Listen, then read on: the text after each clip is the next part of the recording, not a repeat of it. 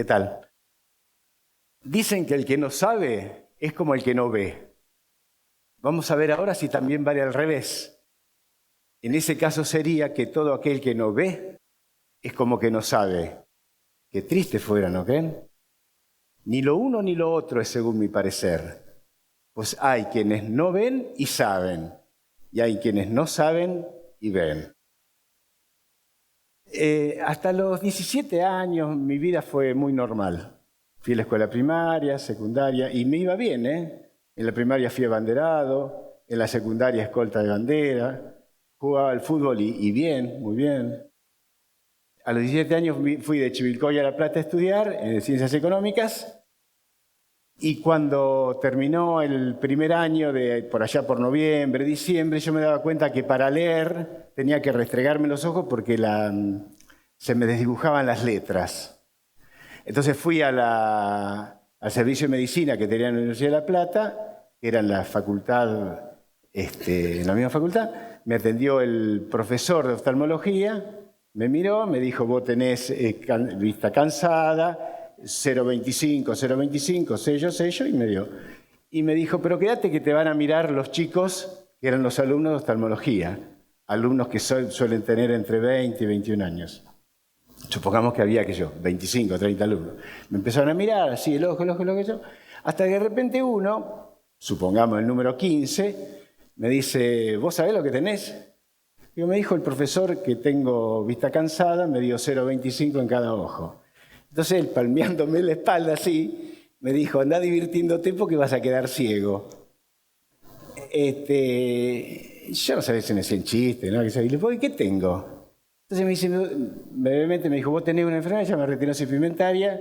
Entonces me ocurrió preguntarle, ¿y cuándo voy a quedar ciego? 5 años.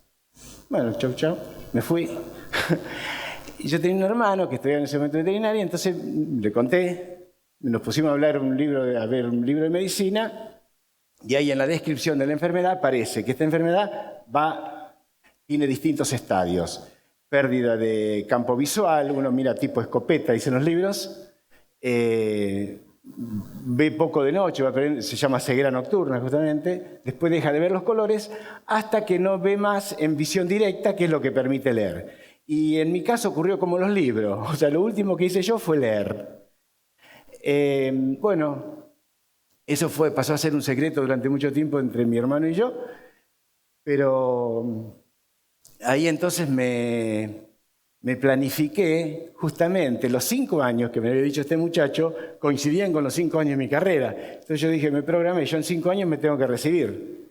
Un poco era, en aquella época seguía teniendo validez lo de mi hijo el doctor, entonces yo quería darle una felicidad, sobre todo a mi madre. Y bueno, a los 5 años me recibí.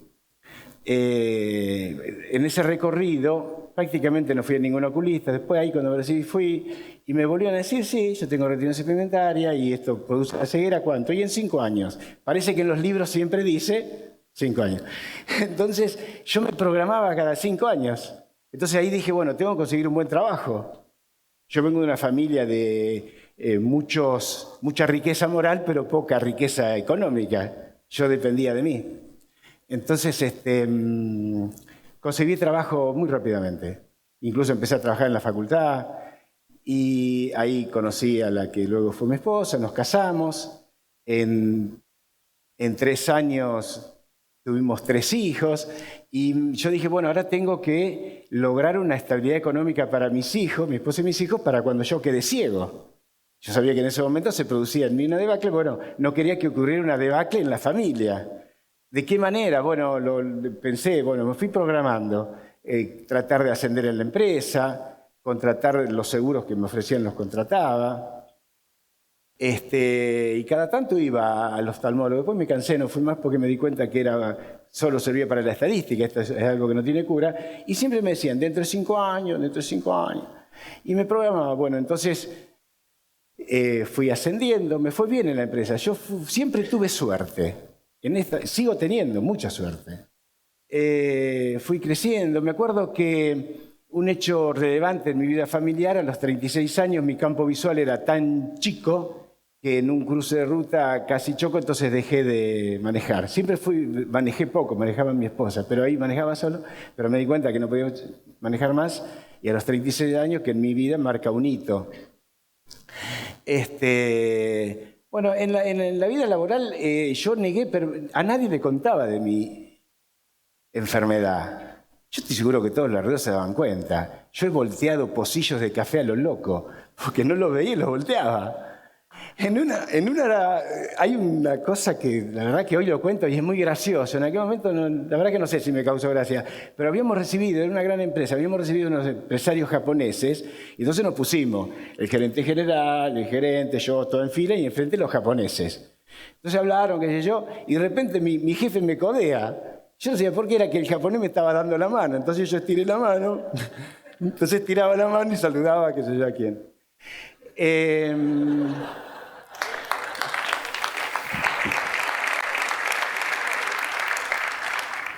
Y en lo laboral, el último y muy importante fenómeno que tuve que vivir fue en el año 1996, fíjese, tan importante que me acuerdo, porque yo tenía que ir por la empresa a Alemania, junto con otros 2 compañeros, a elegir un sistema operativo muy importante que no había en Argentina, qué sé yo.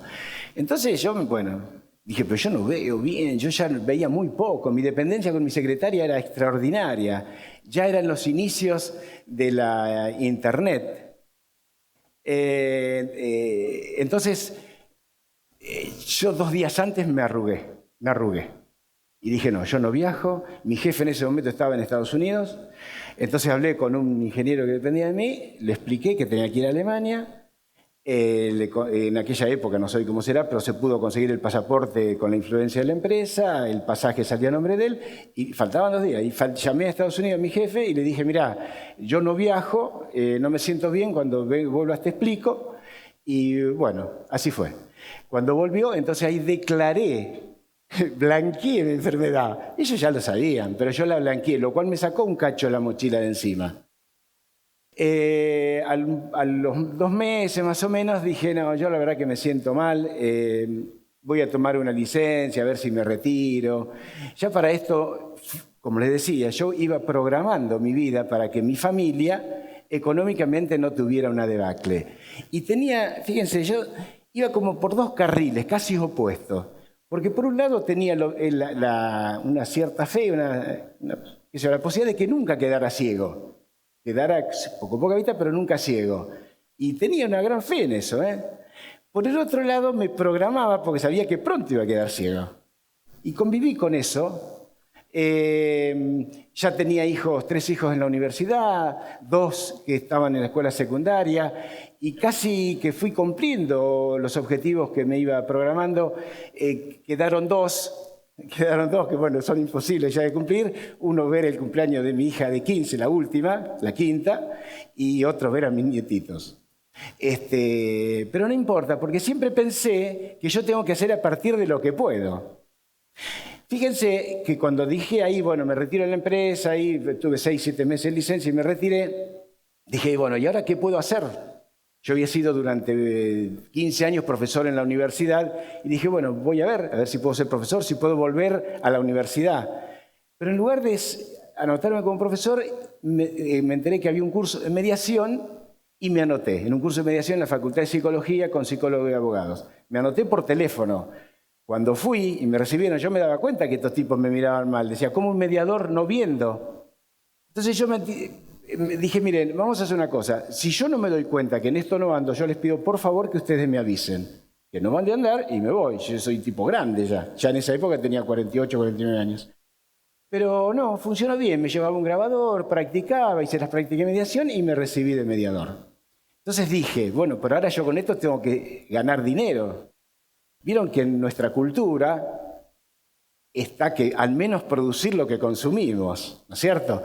Entonces yo digo, yo quiero ver si puedo ganar dinero. Entonces la empresa que había trabajado, organizamos con mis profesores de mediación un curso, funcionó bien. Yo no daba clases, no soy tan inconsciente, pero sí hice los trabajos prácticos, servía de nexo entre los gerentes de la empresa y los profesores, y la verdad que funcionó muy bien, gané plata, que era lo que yo quería saber si podía ganar plata.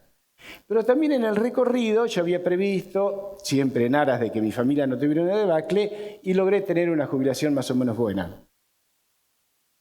En paralelo, había ido a hacer el proceso de rehabilitación de toda persona que era ciega en la famosa Escuela Braille de la calle España. Ahí aprendí a usar el bastón, el braille, computación para ciegos. Y yo observaba que los adultos ciegos eran muy sedentarios, extremadamente sedentarios. Se quedaban sentados, tomando cerveza, tirados en la vereda, sentados, charlando. Entonces, con una profesora pergeníamos en hacer actividad física más intensamente. Por ejemplo, salir a la calle. Y fuimos al Parque Urquiza, empezamos a trotar, y así nació la Asociación Rosarina de Deportes para Ciegos. Empezamos a hacer atletismo, fútbol de ciegos, natación, ciclismo, y nos fue bien, porque muchos de las personas ciegas que estaban ahí como latentes, excelentes deportistas, nosotros lo único que hicimos, posibilitamos, y el esfuerzo lo hace el otro. Nosotros lo que hicimos fue institucionalizar el deporte, no hemos inventado para nada el deporte para ciegos, pero dimos esa posibilidad y nuestros deportistas empezaron a ir a torneos mundiales, olimpiadas, se vienen con diplomas, medallas, selección nacional, y la verdad que eso nos fue bien. Hoy la institución es grande, es reconocida, y además, en todo este proceso, yo fui observando que el ser ciego, que es feo, les aseguro que es feo, tiene algunas ventajas. Primero, no es invalidante total. ¿Yo puedo hacer muchas cosas? Sí. ¿Muchas cosas no puedo hacer? Seguro, seguro. Pero muchas cosas puedo hacer. Todo depende de mi esfuerzo, de que yo me prepare para hacerlas. Si no me preparo, no voy a funcionar. Si me preparo, es muy probable que lo pueda hacer. Y logré algo que yo no sé si ustedes lo van a percibir o me van a creer o van a decir, este es un loquito. Yo logré cierta libertad. Logré la libertad de no quedar preso de determinadas cosas que el que ve está preso. Por ejemplo, del color de la piel. Por ejemplo, de la forma del cuerpo del otro.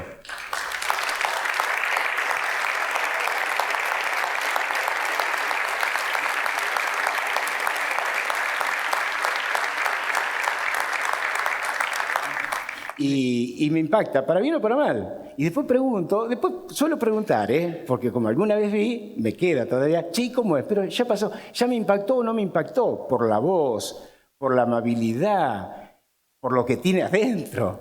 Eso es lo que me impacta.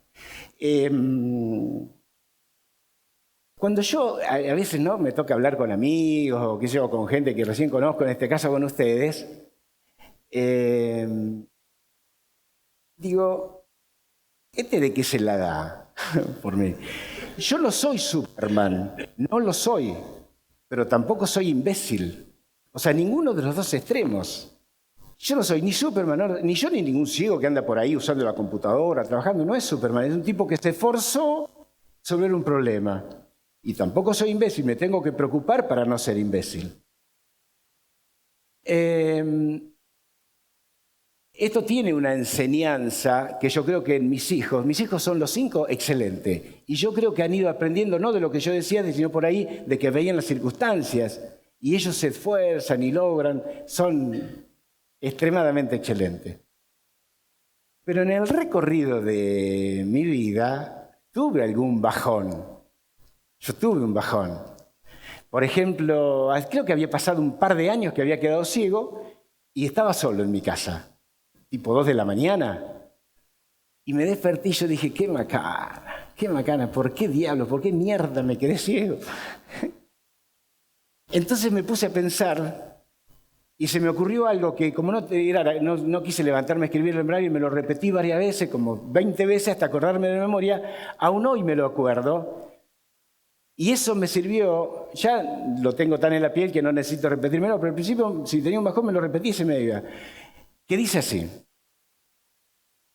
las cosas más importantes en la vida del humano se hacen sin mirar a nadie, se hacen con ojos cerrados.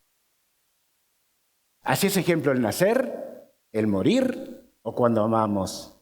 El pensar, reír, llorar, se hace con ojos cerrados. También es cierto el orar, o cuando a Dios imploramos en silencio y para adentro, se hace con ojos cerrados. Y nos enseña el proverbio que cuando el bien hagamos, se haga sin mirar a quién, se haga con ojos cerrados.